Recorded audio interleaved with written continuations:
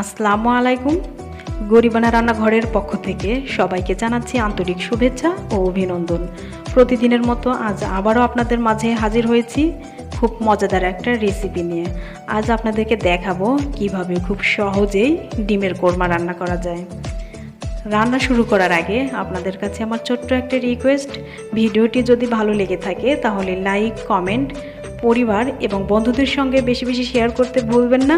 আর যারা চ্যানেলটি এখনও সাবস্ক্রাইব করেননি প্লিজ সাবস্ক্রাইব করবেন। আর যারা অলরেডি সাবস্ক্রাইব করেছেন তাদেরকে জানাচ্ছি অসংখ্য ধন্যবাদ। তাহলে আর দেরি না করে দেখাচ্ছি পুরো প্রস্তুত প্রণালী। আমি এখানে কিছু কাজু বাদাম নিয়েছি, আপনি চাইলে এখানে কাঠবাদাম বা পেস্তা বাদামও নিতে পারেন। বাদামগুলোকে আমি শিলপাটায় খুব ভালোভাবে বেটে নেব। প্রতিটা ডিমের জন্য একটা করে বাদাম হলে ভালো হয়, তবে কম হলেও কোনো সমস্যা নেই। আমি বাদামগুলোকে খুব ভালোভাবে বেটে নিয়েছি। ডিমগুলো আমি আগে থেকেই সেদ্ধ করে নিয়েছি। এখন একটা টুথপিকের সাহায্যে এভাবে হালকা করে চিড়ে নেব, এতে করে মশলাগুলো খুব ভালোভাবে ডিমের মধ্যে পৌঁছে যাবে আর তেলে ভাজার সময়ও কোনো ফেটে যাওয়ার কোনো সম্ভাবনা থাকবে না। এখন চুলায় একটা প্যান বসিয়ে তাতে পরিমাণ মতো তেল দিয়ে দিচ্ছি আর দিয়ে দিচ্ছি 2 টেবিল চামচ ঘি। আপনি চাইলে এখানে পুরো রান্নাটাই ঘি দিয়ে করে নিতে পারেন। আমি এখানে তেল আর ঘিয়ের সমন্বয়ে রান্নাটা করে নিব। এখন দিয়ে দেব 1.5 কাপ পরিমাণ পেঁয়াজ কুচি।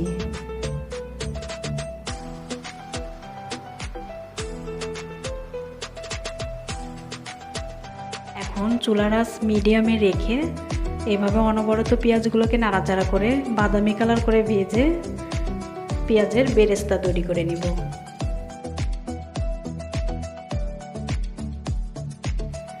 দেখতেই পাচ্ছেন পেঁয়াজগুলো বাদামি কালার হয়ে আসছে।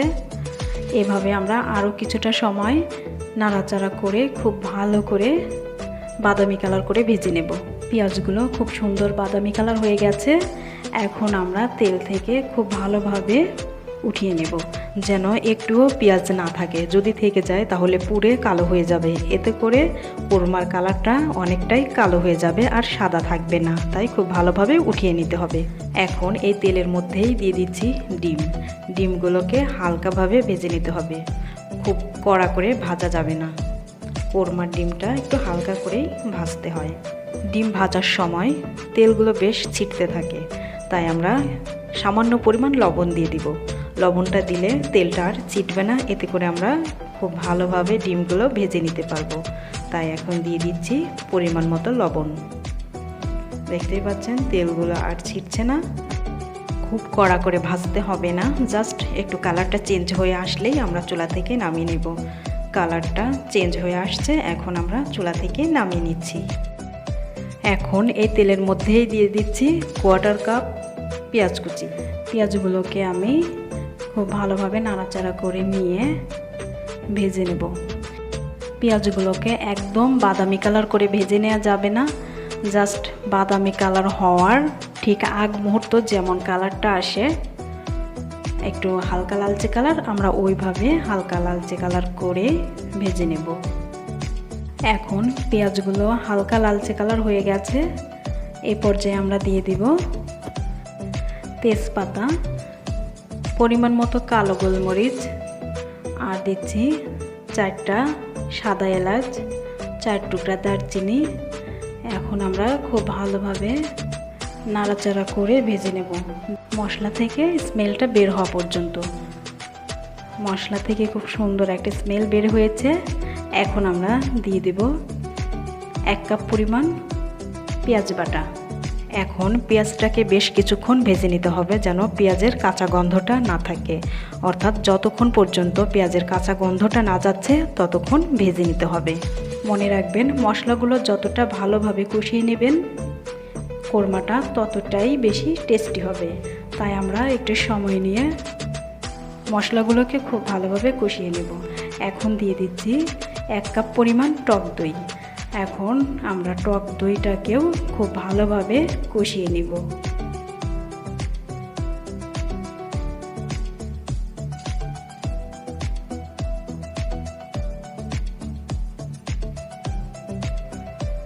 দেখতেই পাচ্ছেন মশলাগুলোকে খুব ভালোভাবে আমি কষিয়ে নিচ্ছি। অনেকটা সময় নিয়ে। এভাবে একটু সময় বেশি নিয়ে খুব ভালোভাবে মশলাগুলোকে কষিয়ে নেবেন। এখন দিয়ে দিচ্ছি কাজু বাদাম বাটা। এখানে আপনি চাইলে কাঠবাদাম বা পেস্তা বাদামও দিতে পারেন, কোনো সমস্যা নেই। এখন আমি খুব ভালোভাবে মশলাগুলোকে আবারও কিছুটা সময় কষিয়ে নেব। এভাবে আমি প্রতিটা মশলা দেওয়ার পর কিছুটা সময় নিয়ে খুব ভালোভাবে মশলাগুলোকে কষিয়ে নেব। তারপর দিয়ে দেব পরবর্তী মশলা। খুব ভালোভাবে মশলাগুলোকে আমার কষানো হয়ে গেছে। এখন দিচ্ছি 1 টেবিল চামচ পরিমাণ আদা, রসুন আর জিরা বাটা। আদা, রসুন আর জিরা আমি সম পরিমাণ নিয়ে একত্রে বেটে নিয়েছি। এখন এভাবে কিছুটা সময় নাড়াচাড়া করে সামান্য পরিমাণ দুধ দিয়ে মশলাগুলোকে আবারও খুব ভালোভাবে কষিয়ে নিব। আমি এখানে 1/2 লিটার দুধ আগে থেকে জাল করে নিয়েছি। দুধটাকে অবশ্যই জাল করে নিতে হবে, কাঁচা দুধ দেওয়া যাবে না, এতে করে কাঁচা একটা গন্ধ থেকে যেতে পারে, তাই অবশ্যই জাল করে নিতে হবে। আপনি চাইলে এখানে গুঁড়া দুধটাও ব্যবহার করতে পারেন। গুঁড়া দুধটাও ঠিক একইভাবে গুলিয়ে জাল করে নিতে হবে।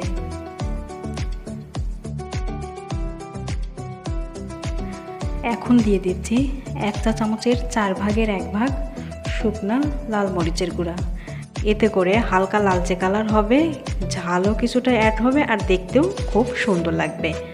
এখন আমরা খুব ভালোভাবে নাড়াচাড়া করে কষিয়ে নেব যতক্ষণ পর্যন্ত মশলাটা না ক্রিমি আর সফট হয়ে আসবে, ততক্ষণ পর্যন্ত আমরা মশলাগুলোকে খুব ভালোভাবে কষিয়ে নেব।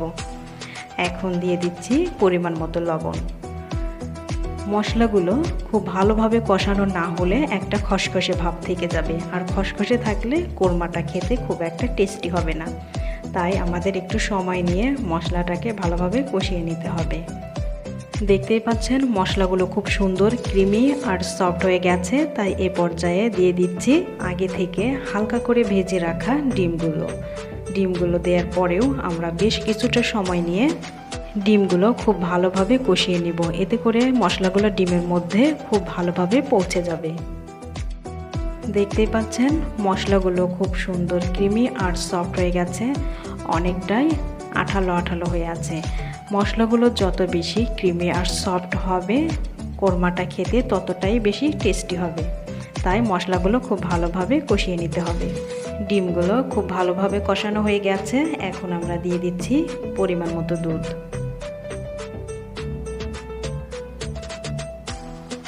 এখন এভাবে একটু নাড়াচাড়া করে নিয়ে খুব ভালোভাবে মিশিয়ে নিব।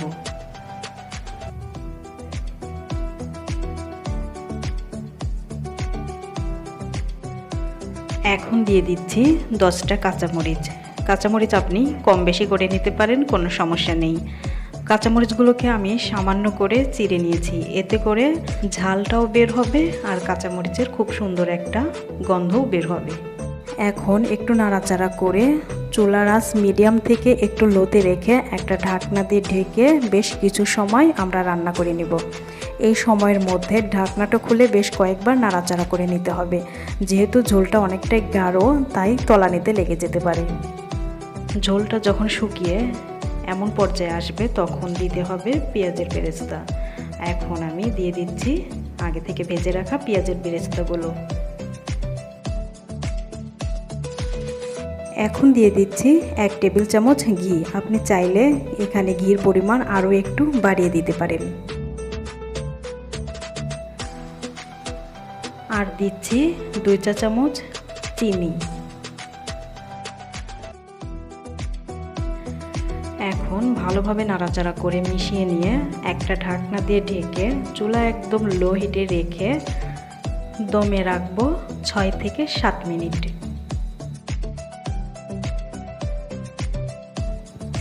ফিরে আসলাম 7 মিনিট পর। আমাদের কোরমা রান্না করা হয়ে গেছে, তাই এ পর্যায়ে আমরা চুলাটা বন্ধ করে দিলাম।